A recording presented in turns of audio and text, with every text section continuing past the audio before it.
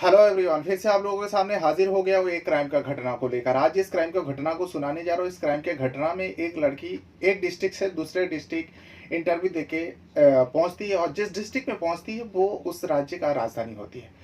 अब राजधानी जैसा डिस्ट्रिक्ट में, राजधानी जैसा शहर में वो लड़की रात के वक्त जब अपना घर लौट रही थी, उसी बीच दो भाइयों ने उस लड़की को ऑटो में बिठाते हैं और कहते हैं चलो इतने रात हो गया, हम लोग तुम्हें घर छोड़ देते हैं। वो लड़की ऑटो में बैठ जाती है। फिर उसके बाद उस लड़की को लगने लगा ये तो घर का रास्ता नहीं है, कहीं और लेकर जा रहा है। इस बारे में अपने भाई से फ़ोन पर बातचीत करती है, भाई को ऑटो वाले से बातचीत कराते हैं। उसके बाद फिर चलने लगते हैं। ऑटो वाला कुछ समझाते हैं भाई को, भाई भी सोचता है चलो ठीक है आ जाएंगे थोड़ी देर में। लेकिन देर हो जाता है, भाई का परेशानी बढ़ता है। भाई जब फ़ोन करता है दोबारा फ़ोन नहीं उठता है। तभी भाई ने पुलिस को बार बार फ़ोन किया, पुलिस फ़ोन रिस्पॉन्स नहीं दे रहा था।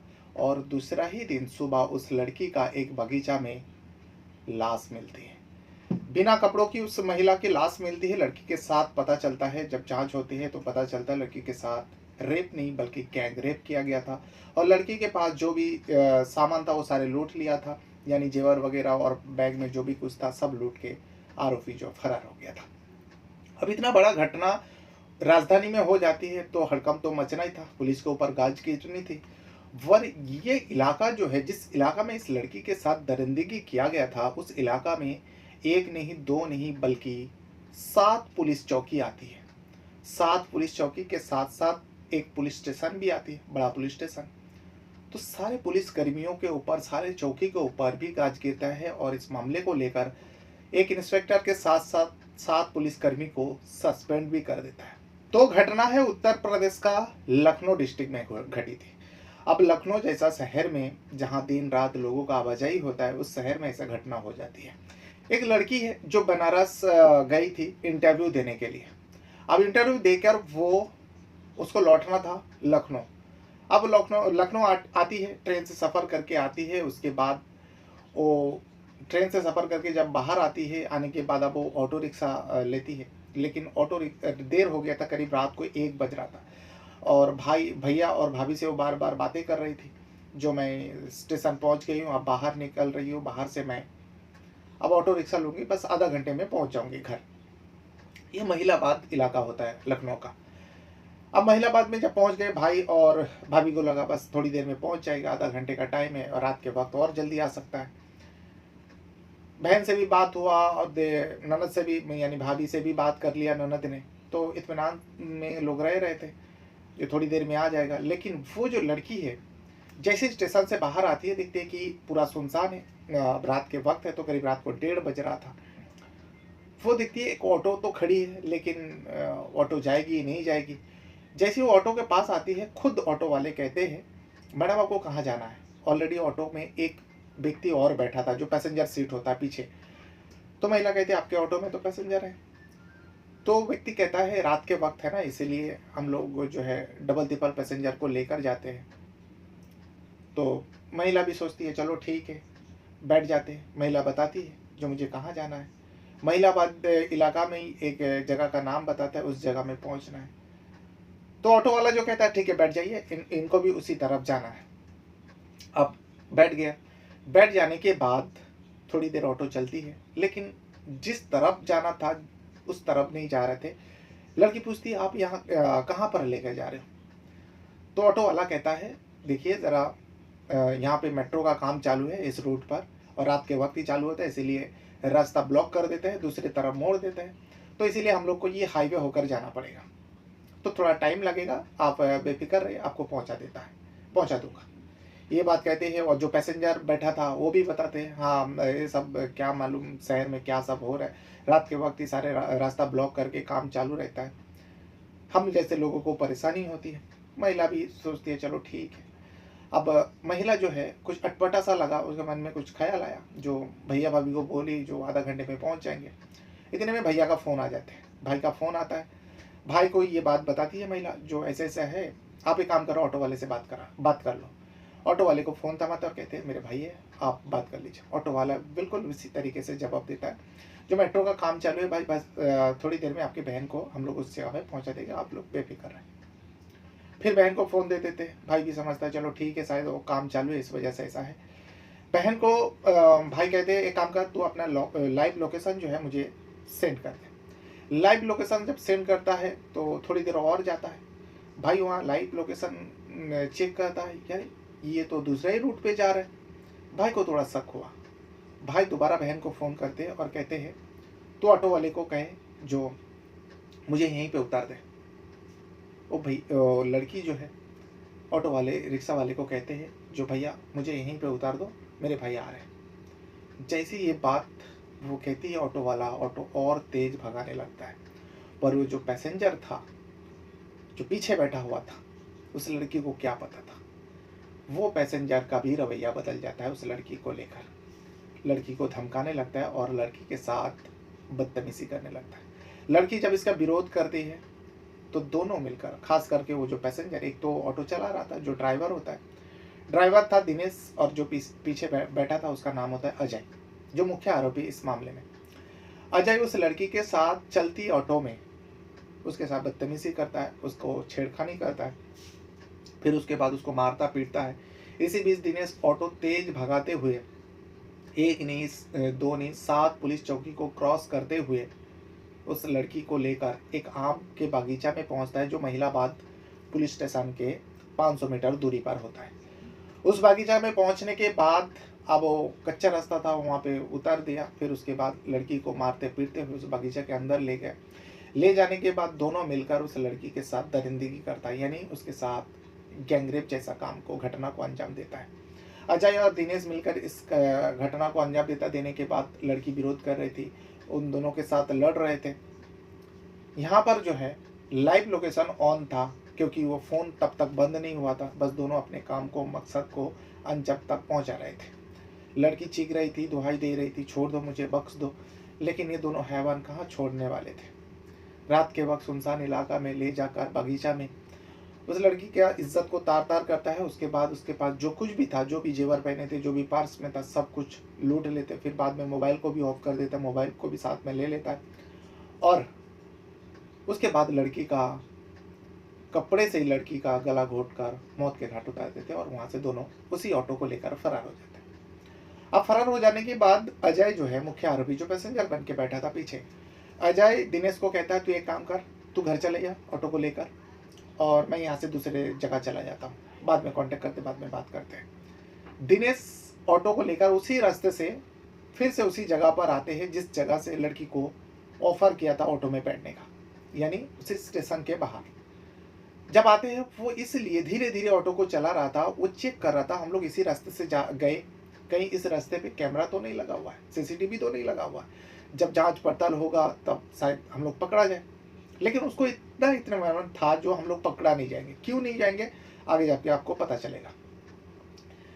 अब दिनेश जब देखता है इधर उधर ऑटो को स्लो मौसम में चला के आ रहे थे, अब जब देख रहे थे कैमरा लगा हुआ, फौरन अपने चेहरे पर हाथ ढकते हैं और ऑटो को तेज भगाकर वो घर पहुंच जाता है।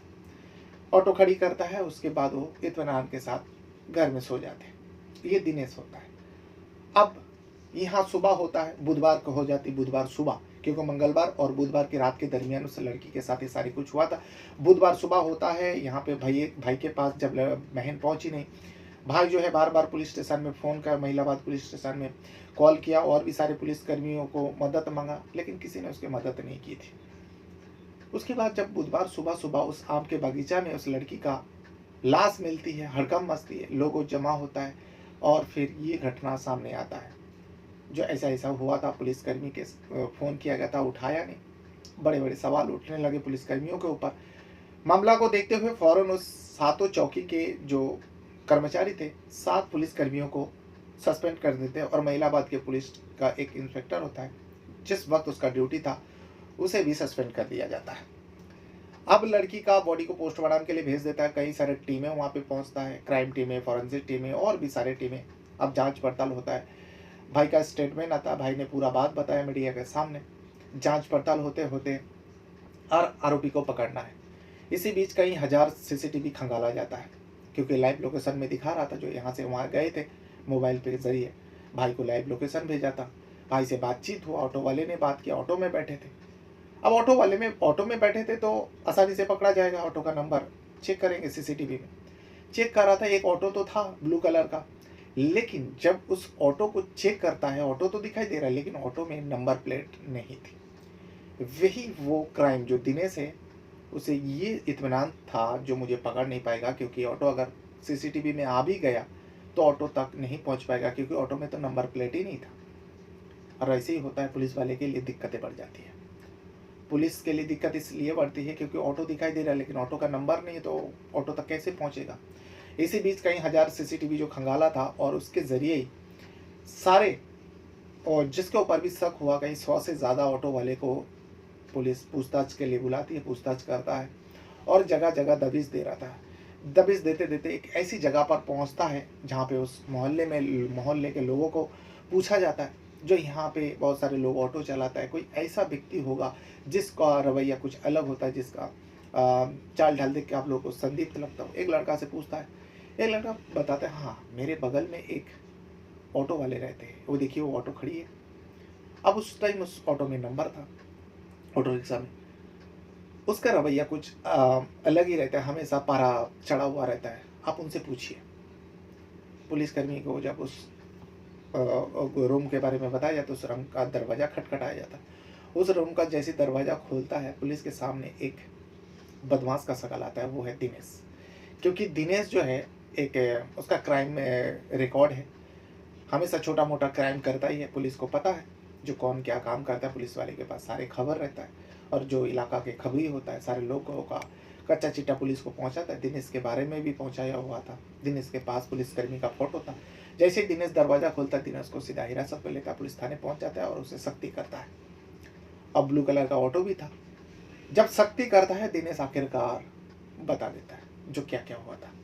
दिनेश बताता है, हाँ ऑटो तो मेरी है, लेकिन ऑटो तेरी है तो तेरी नंबर प्लेट क्यों नहीं था।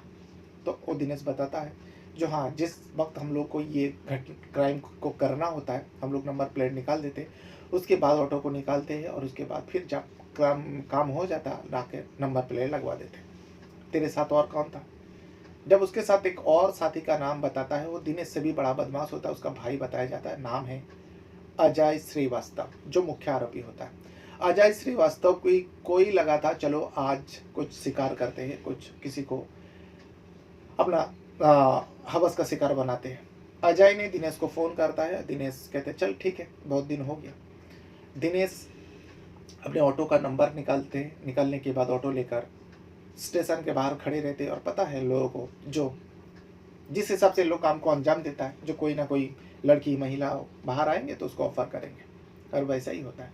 अजय पैसेंजर बन के बाहर पीछे ऑटो रिक्शा में बैठा रहता है। एक महिला आती है, देख के इन दोनों का बातें हो चुकी थी, उस महिला को ऑफर करते हैं। महिला कहती है आपके ऑटो में रिक्शा में तो पैसेंजर है, तो उस वक्त कहते हैं इनको भी उसी तरफ जाना है और रात के वक्त है, हम लोग डबल ट्रिपल पैसेंजर को ले जाते हैं, आप बैठ जाइए, आपको कोई तकलीफ नहीं होगी।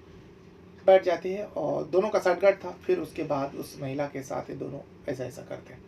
अब अजय कहाँ है, अजय के बारे में दिनेश को नहीं पता था। अजय का नंबर लेता है, अजय का लाइव लोकेशन चेक करता है, कई सारे खबरी को लगाते हैं। कई सारे खबरी को लगाने के बाद, ये 18 मार्च की बात है, अजय को ढूंढ नहीं पा रहा था, लेकिन खबरी बाद में टिप देता है। दिनेश पुलिस की हिरासत में था, सब कुछ उगल चुके थे, यहाँ पुलिस वाले के ऊपर भी गज गिर चुके थे। जिस 7 पुलिस स्टेशन को क्रॉस करते हुए उस ऑटो रिक्शा में लड़की के साथ एक घिनौनी हरकत हो रही थी, वो 7 पुलिस चौकी का नाम मैं आप लोगों को बताता हूँ। कास मंडी पुलिस चौकी होता है, आलमबाग पुलिस चौकी होता है, अच्छा तिकोनी पुलिस चौकी होता है, रिंग रोड पुलिस चौकी होता है, और अंधे पुलिस चौकी होता है। इस 7 पुलिस उसके अलावा भी जो महिलाबाद पुलिस स्टेशन भी होती है, ये सारे पुलिस चौकी पुलिस स्टेशन को क्रॉस करते हुए वो ऑटो जा रही थी, लेकिन किसी भी पुलिसकर्मी का नज़र उस ऑटो के ऊपर नहीं पड़ा, बल्कि उस ऑटो के अंदर वो लड़की चीख भी रही थी, चिल्ला भी रही थी। ये सारी सच्चाई सामने आया। उसके बाद वहाँ पे पुलिस वाले को सस्पेंड कर दिया जाता है और यहाँ पर अजय को ढूंढा जा रहा था। तभी पुलिस को खबर मिलती है, टिप मिलती है, जो अजय इस वक्त इस जगह पर है। पुलिस का धावा बोलती है और अजय के ऊपर 1 लाख रुपए का इनाम भी रख दिए थे, और अजय को इनकाउंटर में मार गिरा था। इनकाउंटर में मार गिराने के बाद पुलिस जो है पीठ थपथपा रहे और प्रेस कॉन्फ्रेंस करते हुए बता रहे, देखिए हमारे पुलिसकर्मी कितना बढ़िया काम कर दिया, उस 1 लाख इनामी बदमाश को पुलिस ने ढेर कर दिया।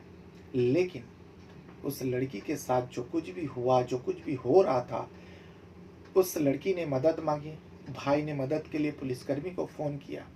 7 चौकी एक पुलिस स्टेशन, उस वक्त पुलिसकर्मी क्या कर रहा था, इसका जवाब पुलिस के पास नहीं था। शायद उस वक्त अगर कार्रवाई किया होता, या फिर 7 चौकी के अंदर जो पुलिसकर्मी बैठते हैं, काम करते हैं, राउंड अप करते हैं, उस ऑटो के ऊपर नज़र पड़ते, तो शायद वो लड़की के साथ एक घिनौना बर्दाश्त भी नहीं होता और लड़की का जान भी नहीं जाती।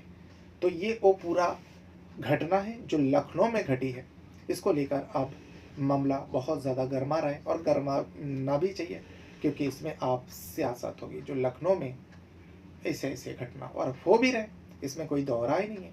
अगर विपक्ष सत्ताधारी को कहते हैं तो ये इसमें कोई बुरा बात नहीं है, ये सच है और ये हकीकत है, हो रही है, आपके सामने ही सब कुछ हो रहा है।